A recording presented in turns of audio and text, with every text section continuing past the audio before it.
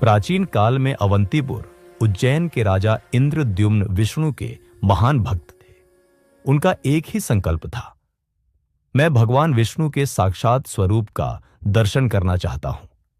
एक दिन एक साधु ने बताया कि समुद्र तट के पास नीलांचल पर्वत पर नीलमाधव नाम से विष्णु स्वयं प्रकट है।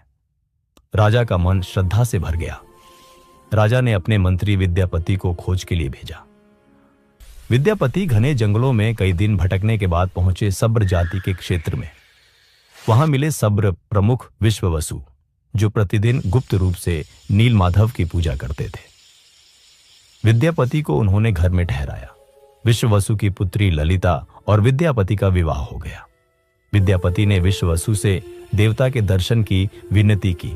विश्ववसु ने शर्त रखी, आंखों पर पट्टी बांधी जाएगी, रास्ता किसी को झांत नहीं होना चाहिए। विद्यापति मान गए। ललिता ने चोरी से उन्हें सरसों के दाने दे दिए ताकि रास्ता चिन्हित रहे। उन दानों को गिराते हुए विद्यापति पहुंचे नीलमाधव के पवित्र स्थान पर।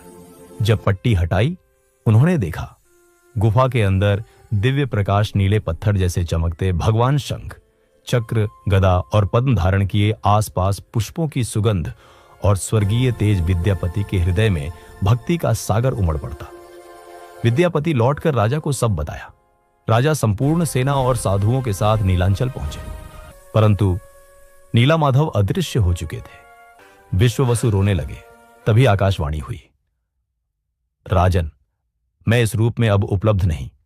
समुद्र तट पर एक दिव्य दंड लकड़ी मिलेगा, उसी से मेरे नए रूप की स्थापना करो।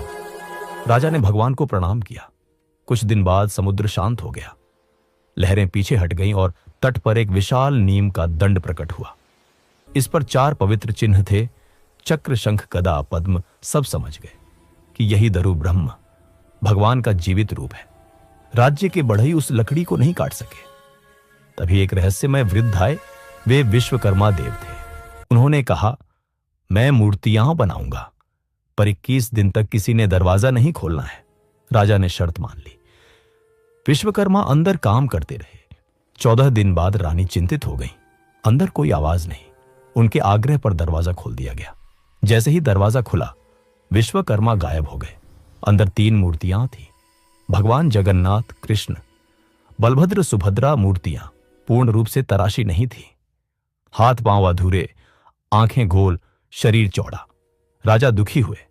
तभी आकाशवाणी हुई, राजन, यही मेरे ब्रह्म रूप है। ये रूप अधूरे नहीं, पूरे विश्व का सार है। मैं सदा इन्हीं रूपों में रहूंगा। राजा की आंखों से आंसू बहने लगे। प्राचीन मूर्ति की दिव्य शक्ति, जिसे नीलमणि या दरु ब्रह्म कहा गया, जगन्नाथ की मूर्ति में स्थापित की गई। इसलिए कहते हैं, नीलमाधव जगन्नाथ ही हैं, सिर्फ उनका रूप बदला है। अस्तित्व नहीं। राजा इंद्रद्युम्न ने विशाल जगन्नाथ मंदिर बनवाया, प्रतिष्ठा विधि संपन्न की और रथ यात्रा की परंपरा शुरू की। भगवान को बहन सुभद्रा और भाई बलभद्र के साथ सिंहासन पर बैठाया गया। यही कारण है कि जगन्नाथ को कहते हैं जगत के नाथ, सबके भगवान की